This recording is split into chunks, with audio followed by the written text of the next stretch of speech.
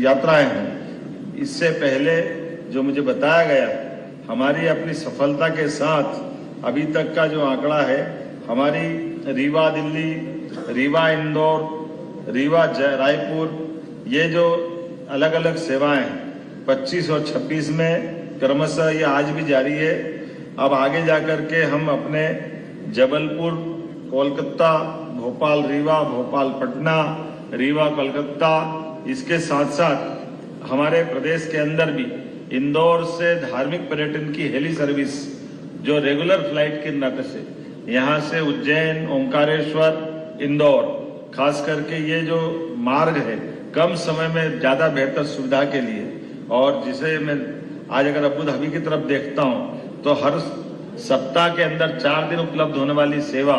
जो न केवल हमारे यात्रियों का समय घटाएगी, 7 से 8 घंटे लगते हैं, लेकिन इस यात्रा में 3 घंटे 15 मिनट में ये यात्रा पूरी होगी, क्योंकि हमको दिल्ली, मुंबई कहीं और नहीं जाना, यहीं से शुरू करना, यहीं हमारे लिए ये अपना महत्व का केंद्र बनेगा। और एक तरफ जब मैं अपनी इन व्यवस्थाओं की तरफ देखता हूँ तो हमारी सरकार के बनने के बाद यशस्वी प्रधानमंत्री के जैसा उनके शब्दों में था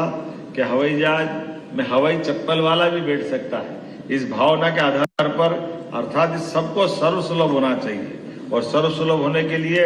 पर फ्लाइट, जो आपने लालवानी जी सही कहा, हमारी एविएशन नीति के आधार पर अंतर्राष्ट्रीय उड़ान के लिए पर फ्लाइट 15 लाख रुपया सरकार पर उड़ान के लिए देने को तैयार है, और इसी सिलसिले में ये बड़ी सौगात मिल रही है, जिसके कारण से आमतौर पर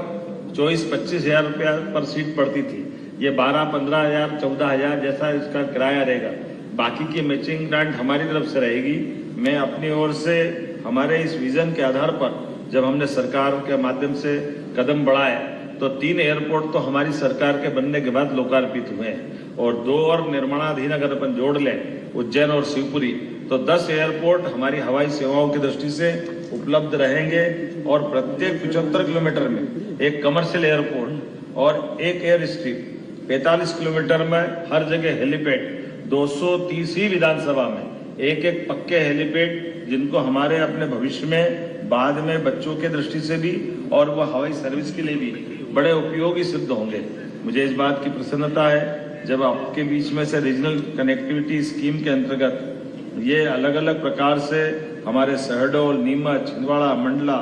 इनको भी आरसीएस की योजना का लाभ हम दिलाने के लिए आगे बढ़ रहे हैं। खासकर बीमारों के लिए